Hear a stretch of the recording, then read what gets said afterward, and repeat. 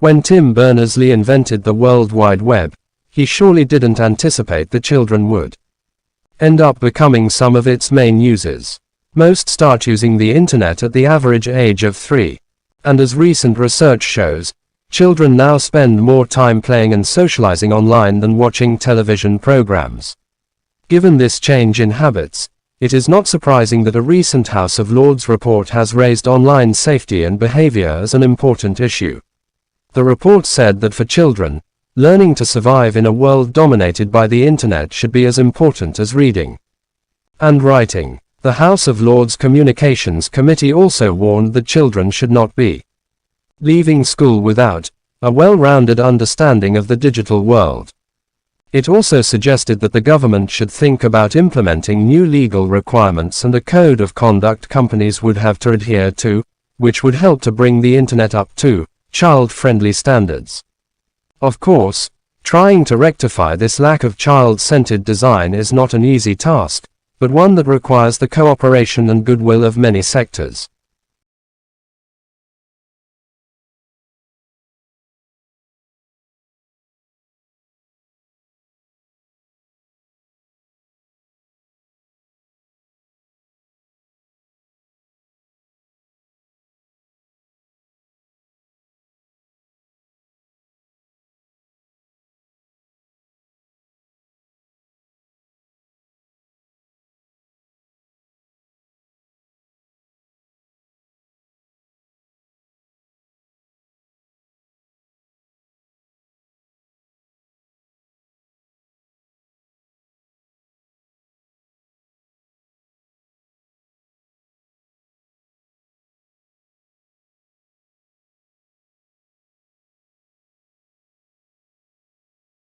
What nutritional guidelines should we be following?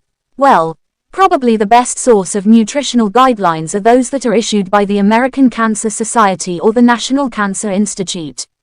And the American Cancer Society, for example, offers 4 really basic, simple nutrition guidelines. The first guideline, which in my mind is the most important, is to choose most of the foods that you eat from plant sources, and we can talk in more detail about that in a moment. The second guideline is to limit your intake of high-fat foods, particularly from animal sources. The third guideline is to be physically active and achieve a normal, healthy body weight. And the final guideline is to limit consumption of alcoholic beverages if you choose to drink at all. So Susan, one of the things we always hear about from the American Cancer Society is this 5-a-day recommendation. Maybe if you could explain to our listening audience what that actually means. The 5-a-day recommendation is a very simple way of communicating the message to increase consumption of these plant foods.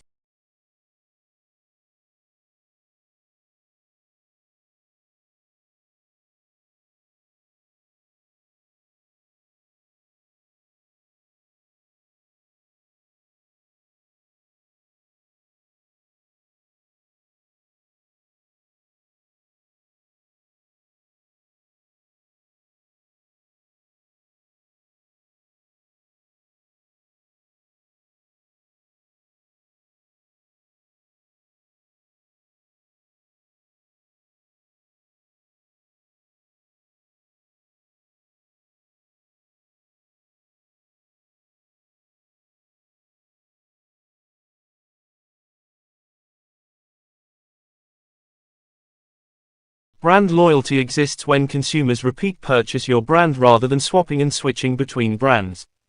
It is widely agreed that it is far more expensive to have to find a new customer than to keep existing ones happy, so brand loyalty is crucial for achieving high profit margins. For charities, it is important to set a marketing objective of improving brand loyalty. If existing donors can be persuaded to set up a direct debit to the charity, its cash flow will improve significantly. Although some brands stay fresh for generations, Marmite is over 100 years old, others become jaded due to changes in consumer tastes and lifestyles. At this point, the firms need to refresh the brand image to keep the products relevant to the target market. A clear objective must be set. For instance, what brand attributes do we want to create? What do we want the brand to stand for? This occurs when a firm aims to change a brand's image, so that the brand appeals to a new target market. 12 years into its life cycle, McVitie's decided to reposition its Hobnobs biscuit brand. Hobnobs had been positioned as a homely, quite healthy biscuit for middle-aged consumers. Research pointed McVitie's in a new direction: younger, more male, and less dull. So new packaging was designed and then launched in conjunction with a new, brighter advertising campaign. In 2013, Hobnobs sales were worth £36 million, 9% up on the previous year.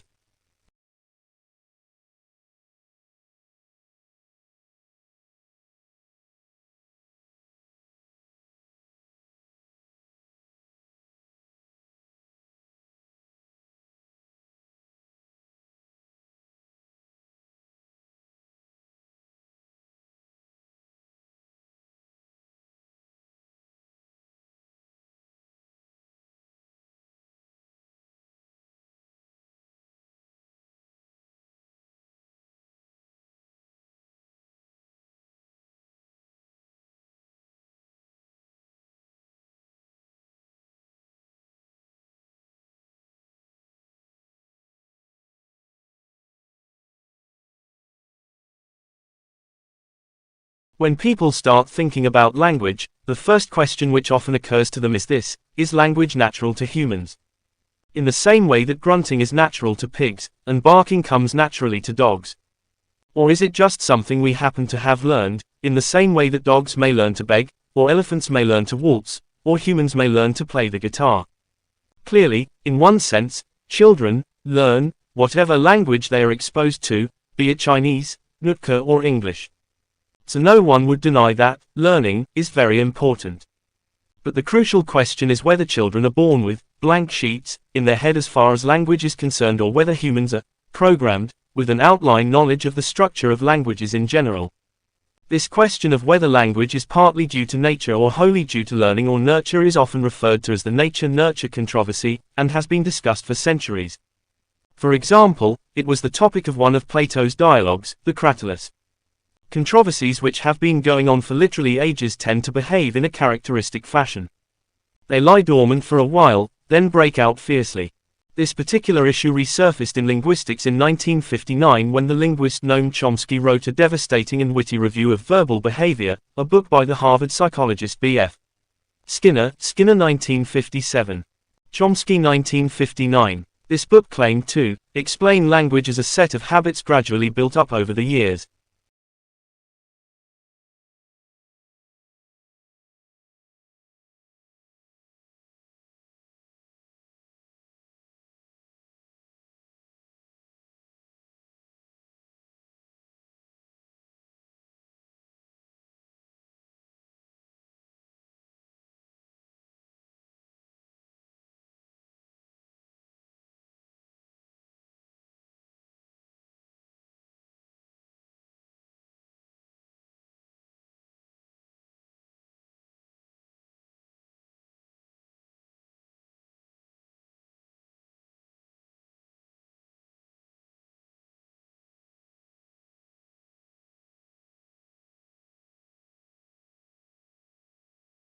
A leader can define or clarify goals by issuing a memo or an executive order, an edict or a fatwa or a tweet, by passing a law, barking a command, or presenting an interesting idea in a meeting of colleagues. Leaders can mobilize people's energies in ways that range from subtle, quiet persuasion to the coercive threat or the use of deadly force.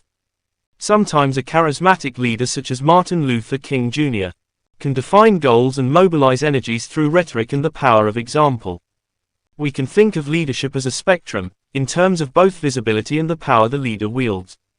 On one end of the spectrum, we have the most visible, authoritative leaders like the President of the United States or the Prime Minister of the United Kingdom, or a dictator such as Hitler or Gaddafi. At the opposite end of the spectrum is casual, low-key leadership found in countless situations every day around the world, leadership that can make a significant difference to the individuals whose lives are touched by it.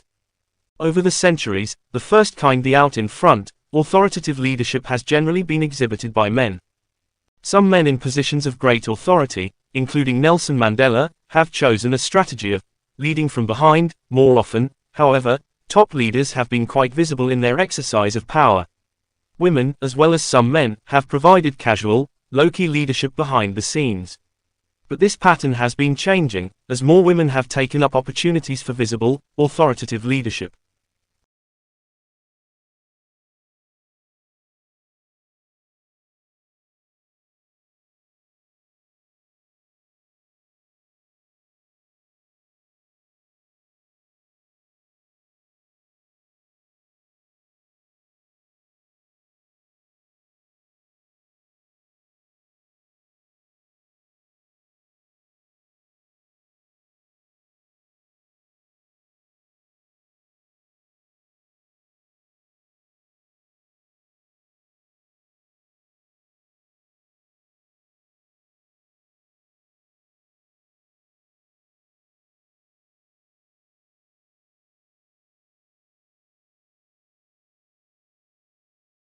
By living in close contact with humans, dogs have developed specific skills that enable them to interact and communicate effectively with people.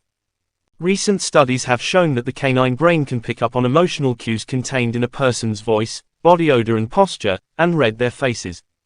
In this study, the authors observed what happened when they presented photographs of the same two adults' faces, a man and a woman, to 26 feeding dogs.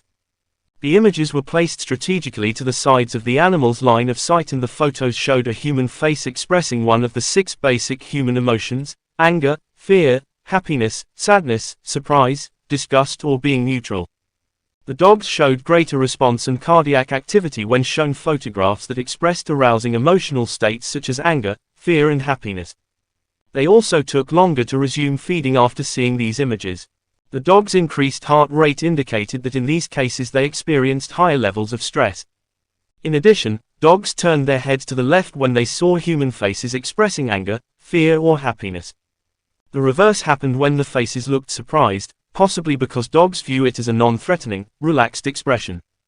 These findings, therefore, support the existence of an asymmetrical emotional modulation of dogs' brains to process basic human emotions. Negotiation is a common process in business to mainly solve business conflicts between both parties.